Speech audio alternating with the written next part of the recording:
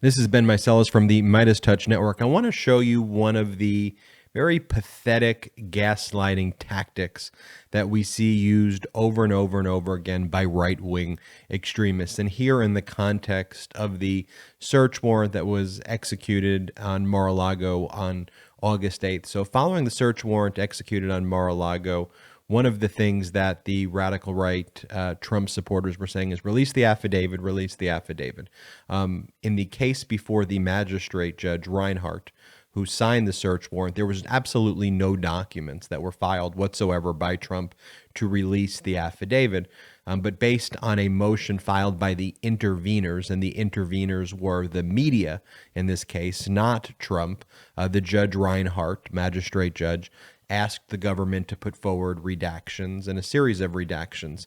Trump and Trump's team filed nothing regarding the proposed redactions that were provided by the Department of Justice. They gave no statement about what their position was at all. But what they did do is go on the media and talk a lot about their position. And the person who went on the media, almost more than anybody other than maybe Trump's lawyers, Christina Bobb and Alina Habba, the person who went on most was Kash Patel.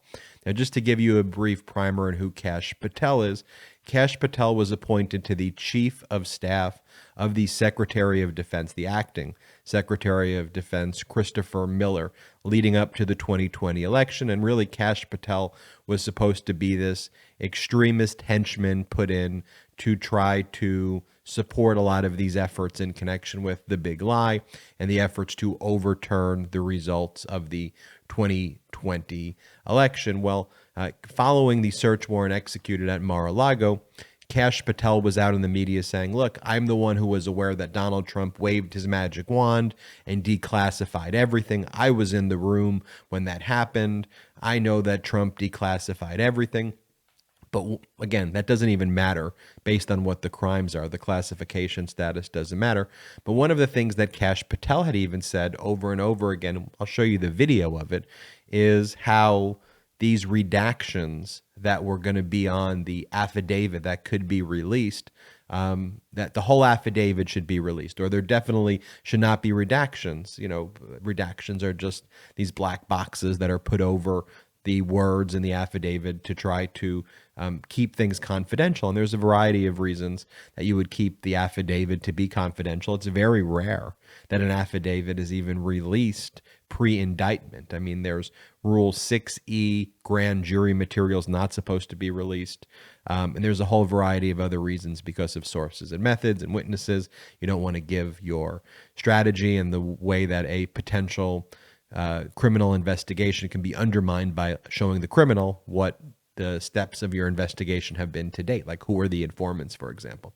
But Kash Patel, he goes on TV and he says, you need to take away these redactions, take away these redactions. Here, play the clip of Kash Patel on the network that is the propagandist for the radical extremists called Fox. So what happens? The fake news mafia comes in and says, oh, but there was no protocols followed. And Mark, you know, when they're arguing protocols and procedure, it's because they have lost the factual argument and the truth. And now they are trying to hide behind this magistrate judge who is going to supposedly play this game of redactions. We saw it in Russiagate. And when I was a deputy DNI, we lifted all those redactions from the Russiagate docs. And what do we see, Mark?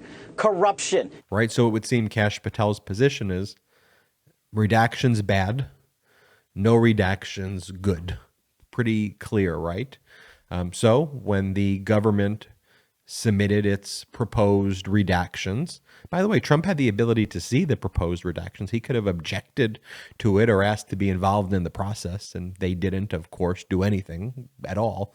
And if Kash Patel is an agent of Trump or working with Trump, they could have objected to the judge about these redactions, which they did not do. But the government did not redact Kash Patel's name in the affidavit that was ultimately released last week because he was one of the individuals that was basically involved in some of the back and forth discussions between the government and Trump's team, where the government was basically saying, you have no right to these documents, return it.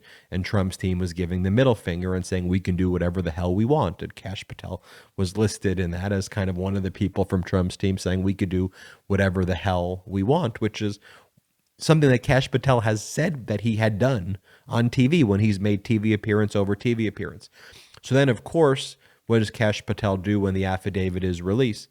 Well, he whines and complains like these radical right extremists always do. And this is the gaslighting tactic, as I discussed at the beginning. This is what he says in a press release. First off, this is his logo. It's a K and a money sign and H. Like, how pathetic, freaking pathetic are these people? Then it goes, today marks another vicious attack from the DOJ FBI, who intentionally jeopardized my safety by unredacting my name in the most reviewed search warrant in history of the United States. It then goes on to say cartel of corruption is what he refers to. The FBI and the DOJ is about really law and order. So, and then you have Trey Gowdy. Where's Trey Gowdy been? You remember this guy, Trey Gowdy? He was the one who did the whole Benghazi investigation. Unlike Trump and his group of pathetic losers, Hillary Clinton sat there before this Benghazi committee run by this Trey Gowdy idiot. Trey Gowdy then retired after Benghazi was shown to be kind of a completely political, partisan attack by the right wing. But what did Hillary Clinton do? Unlike these Trump and his people, she sat there for like 11 hours, 12 hours, answered every single one of the question, never took the Fifth Amendment at all, and answered every question truthfully and honestly, as she always did in all of the investigations. Answered the questions, cooperated, the exact opposite of what Trump and his people do, who obstruct and obstruct and obstruct. So let's play this clip of Trey Gowdy. He goes on Fox, and he parrots the talking point of Kash Patel about how the FBI endangered Kash Patel by unredacting his name. Play this clip. And the department and FBI took a petty, sophomoric swipe at Kash Patel. You may recall DOJ didn't want the affidavit released at all, even with redactions, because of potential danger to agents and witnesses. And then DOJ left Kash's name unredacted, thereby endangering a witness. And they wonder why people think there's a double standard. You know, as I see clips like that, I'm reminded by this quote over and over again by Joe Lockhart. And Joe Lockhart said this very early in the process of the search warrant affidavit being filed and the search warrant becoming known to the public. And this was on August 8th. I think Lockhart wrote this about a day or two after August 8th. We didn't even know much information. He goes, if you think that the Republicans are going to feel shame or be embarrassed by any of the things that they've said so far, which are going to be proven to be false, you've missed the plot for the past 4 years under Trump. They don't care. It's lie after lie, gaslight after gaslight. And they'll say, redact it, unredact it, redacted and unredacted. Why? Oh, I want you to release it. Oh, don't release it. It doesn't matter. It's a constant gaslighting cycle where they lie over and over and over again, which is why we need to call them out when they do it, not let them get away with it. And look, will there be 25 or 30% of the population of this country, no matter what you do, will want to find their way down a conspiracy rabbit hole and look at people like Kash Patel and look at people like Trey Gowdy or Trump's team of incompetent lawyers and idiots and that pathetic group and go, oh, that's my team, that's my crew, sure. But I'm telling you, there is the majority of this country that is not for that crap. And we need to be speaking and getting through to independents and people who may not follow the news every single day and let them know that's who they are. All we really care about is law and order, following the right processes, not lying, not gaslighting, and pursuing the ends of justice where the ends of justice lead. That's what we're all about here on the MeidasTouch network, and that's why we appreciate you for joining us in this movement. Make sure you hit the subscribe button right now.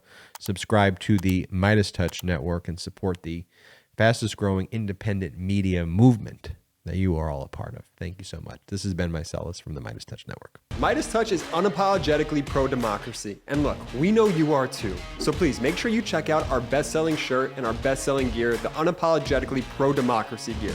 And hey, while you're at it, make sure you check out my favorite shirt and one of our most famous designs. It wasn't rigged, you're just a loser. At store.meidastouch.com. That's store.meidastouch.com.